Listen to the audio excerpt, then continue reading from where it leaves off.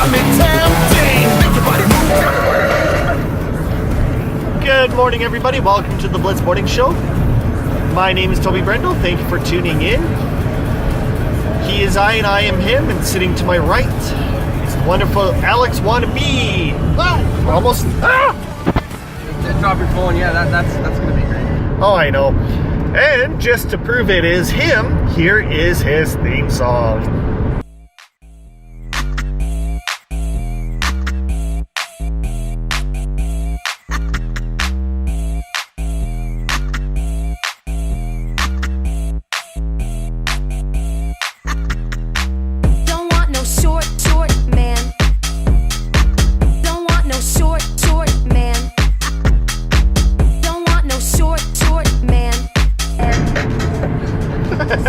I don't normally agree with violence, but I might inflict some on you here pretty soon.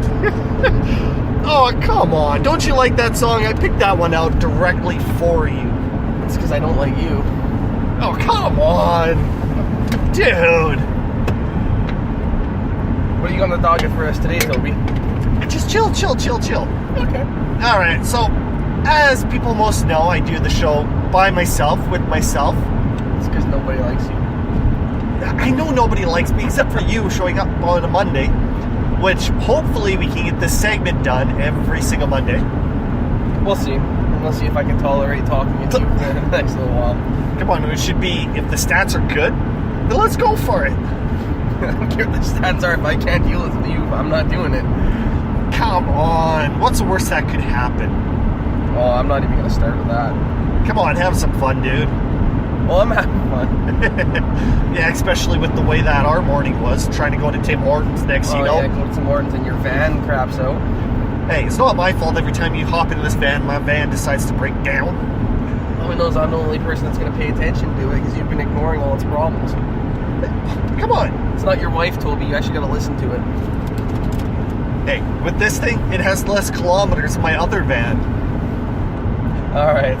Alrighty, so what we're going to be doing today is talking about some of the NFL points, views, then going to stretch it on a little bit longer, discuss about the game that I want to play when the new NFL season comes out. What's that? I pick a team, you pick a team, then the score of that particular team for that week is the result for our heads up. Okay. I'll have an example so you can actually understand what I'm talking about. But then also, we do have a game that I get to play with you. Oh, gosh. Except you have to use your brain. I think I can do that. Oh, yeah. I think I can try. No promises. Okay, no promises. No, gimme, wind me up. Alright. First of all, in the NFL off-season, with all these signings of players, who do you think has the best overall improvement? You're talking team-wise, who's improved themselves the most? Yep. Make sure you talk loud. Not necessarily from just a signing point, but the Rams. I'd go St. Louis. Their secondary is insane now. Dude, St. Louis doesn't have a team. Or Los Angeles, whatever. The Rams. Okay? I'm not going to get used to that. I refuse. But the Rams. All jokes aside, yeah, the Rams. But the trading for Marcus Peters, Gabe Talib, like I said, they're not necessarily signings, but they're improvements. Then they picked up Ndamukong Suh. I mean, Aaron Donald and Ndamukong Suh on the same D line. How are you supposed to defend against that? I have no idea. Yeah, I feel bad for those of you who don't know, my team's the Seahawks, my favorite team. I feel bad for Russell Wilson. He was already running for his life last year. This year, oh, poor guy.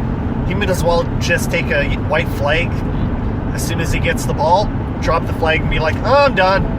Another team that's gotten better, or at the very least not gotten worse, is Philly. Just by maintaining their player, by maintaining Nigel Bradham to a contract extension. I like Torrey Smith, nothing against him, but trading him away for Worley from the Panthers updates your secondary, and then they signed Mike Wallace for half the salary hit that Torrey Smith was getting. Mike Wallace had a good year last year, so Philly's another team. They're the champs, the reigning champs, and they haven't done anything to hurt themselves. The team that has, though, I feel like, is New England. Oh my God, I can't believe the outcome with that. Like Danny Amendola going down to Miami. I mean, if you don't want to win any games, you can do that. I mean, sorry if anyone likes the Dolphins, but I mean, if you don't want to win, yeah, sure, sign with the Dolphins if you're looking for some money. I mean, they proved they'll pay big money for not much production in the past. Cutler. Mm-hmm. I do feel bad for Tannehill, though. I've got nothing against Tannehill. I had him on my fantasy league a couple of years ago, and that was supposed to be my number one draft pick for last year. But when I seen what the hell's going on with your pants? That's just my work phone. Ignore it. Okay. But when I had an opportunity to grab Aaron Rodgers, I had to, yeah, oops. Hey, it's freaking not my fault that my favorite team, the Vikings, took him out. Damn Anthony Barr. Yeah, that's Anthony Barr. You can blame Anthony Barr for that one. Okay, your team then. Let's go into yours. Again, I asked you when we were off the air, what do you think of taking Cousins and then just getting rid of every other quarterback you had on the roster, except for, I think, Slater's still on there? Yeah. They're like fourth string from last year. Yeah. And then they traded for Trevor Siemian. So you've got Cousins as your starter and Siemian as your backup. Now, I've got nothing against Siemian. I think he's an all-right quarterback. He's a below-average, barely average starting QB in my opinion. But what's your opinion? They're your favorite team. How do you feel going into this year with Cousins as your QB? Okay, if you take a look at the actual stats with Cousins, there's no other player since the merger that's had that many passing yards for that many years. He's hit over 4,000 passing yards in the last 3 years alone. Okay. We have never had really a franchise quarterback. We've tried Ponder, Bridgewater. You know what? Actually, if Bridgewater had never gotten hurt, Bridgewater's your franchise QB in my opinion. He was going in the right direction of up. I'm sorry, but I'm going to have to correct you. You said Cousins is the only quarterback to throw for more than 4,000 yards the past 3 years, every year? In Minnesota. In Minnesota. Okay, as I say, because Mr. Drew Brees has definitely thrown more than that. Dude, I'm looking at his stats right now. He's been over 5,000 for how many years? He had 2 5,000s? 4. In a row. No, not in a row, but he's had 4 in his career. When it comes to Minnesota and the quarterbacks, they've had more recycled quarterbacks than actual drafted that turned out good. The last half-decent quarterback that was drafted was Culpepper. He was chucking up that pigskin, and of course when he had Moss on one side and Carter on the other. I mean, if you have Moss and Carter, I'm pretty sure even I could play quarterback at that point. Exactly. That was one of the things that it sucked to be the other team, just thinking, okay, who are we going to pass to? Or who are they going to pass to, everybody? Oh, it's one of those two guys. Let's double team one. Which one? I don't know. Let's try this. Damn it. Pass to the other one. But yeah, the Vikings, they've had so many problems trying to find a half-decent quarterback that all they do is basically just get the recycled ones. I mean, the reason I bring up Drew Brees specifically is I'm not sure if you how much attention you paid to free agency. I personally took a day off from work just to watch it and keep track of it. Drew Brees was actually in talks with the Vikings when it opened, because when free agency opened, he was eligible to talk to other teams. The Vikings were one of the only other teams that reached out to him. How would you have felt if, say, Minnesota nabbed Brees? It would have been fine. But then you have to take a look. Do you want Breeze for at least 1 or 2 years? Or do you want to go with somebody like Cousins who can play upwards of 5, 6 more years? Me? If it's me, I'm taking Drew Brees. I'm taking Drew Brees for the next 2 years on the contract. One, because it's cheaper than Cousins. The contract they signed, fully guaranteed. Yeah. You're on the hook for every cent of that contract for the next, what was it, 3, 4 years he signed? 3 years. 3 years? You're on the hook for every single cent that he signed. Drew Brees, the whole contract wasn't guaranteed. Plus, it's a less pay for annual salary. It's a 2-year deal. So what, you get Cousins for a guaranteed extra 1 year? That's if he doesn't fall on his face. I'm taking Drew Brees for at least the next 1 to 2 years, and I'm drafting a quarterback to learn from Drew Brees. Because if I have to pick a quarterback to learn from, you bet Drew Brees is going to be in that conversation. Yeah, but the talks were there, but I really don't think Drew Brees is going to lose. No, he never. I have to agree. He never had any intention of leaving New Orleans unless New Orleans lowballed him really poorly. And with Sean Payton in that building, they were not going to lowball Drew Brees. Oh no, if he did get lowballed and he was going to leave, the fans were going to raise massive shit. Well, if New Orleans, if they had, let's go on the what if. If New Orleans lets Drew Brees go, you have to think that their target would be Kirk Cousins, that they would be making a swap for him. They have basically they have no choice for that one. Just they are willing to do anything to. Yeah, their draft pick's way too high to nab one of the starters, unless they're hoping a QB who a lot of people are projecting to drop, who I personally like, in Lamar Jackson. Unless they were targeting someone like him, they weren't going to get a quarterback in this draft, unless they want to trade up. And as we saw from last year, New Orleans playoff window, Super Bowl window, is wide open right now. Oh yeah, with a bunch of teams like, for example, New Orleans, Denver's windows changed, the Vikings, it stayed the same. I don't care what you say, as good as Cousins is, it remained the same. Like, you can't open it any more wider than where they actually were. I have to agree with you. I don't think the Vikings losing to Philly was not Keenum. No. It is your defense.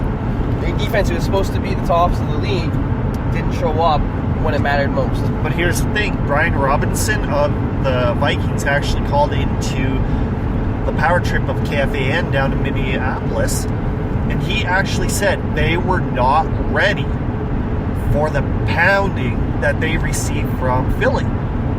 That's one running back that they got from Miami. J.J.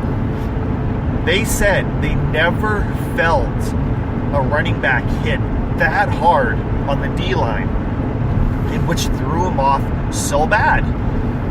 But you gotta ask yourself, is that a result of poor coaching? Were they not mentally in the game that day? I mean, any given team can be beaten any given day by any other team.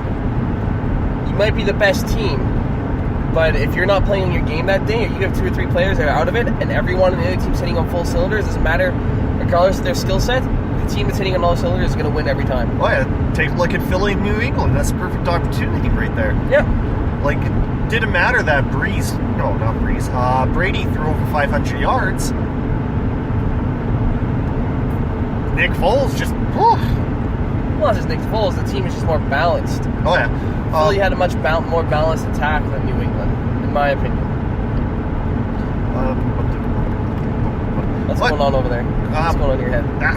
You don't want to know. Let's go. Mark, spit it out. Let's go. We're not experiencing any technical difficulties. Toby's just here having problems making his brain work. It's not my fault. I need more beaver in my life. Yeah, okay. But even if you take a look at the year before, when the Vikings were 5-0, the next you know they bombed out. They bombed out after that break by the bye week. Last year, they kept it going even after that bye week.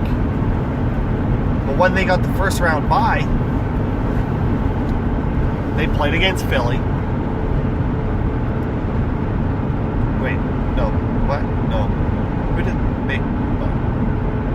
play? You have any issues? Yes. They played the Saints. They won. Then they played Philly, where I think that bye week got them too relaxed to, we got this type of deal, Mr. High Horse, which eventually bit them in the ass because they thought it was a carrot. I don't know so much about that. I mean, you're already deep in the playoffs. The bye week should have no... In my opinion, the bye week should have no effect on you after that first week. Now, it's different. I know we're talking NFL, but I'm going to switch to CFL. I always say I'd rather finish second in my division, have a home playoff game in the semifinal, and then go to the other team in the final, because the team's going to have that bye week between the semi and the final, and they're not going to be on the game, whereas my team will just come off a hard-fought win at home, riding high, coming into a visiting stadium. I'd rather travel to another team if they have a bye week and have my team on a roll from just getting a win the week before. That is true. But before we continue, let's have a little bit of a break, and we will come back, talk a little bit of CFL. My name is Toby, that is Alex, and you're listening to the Blitz Morning Show.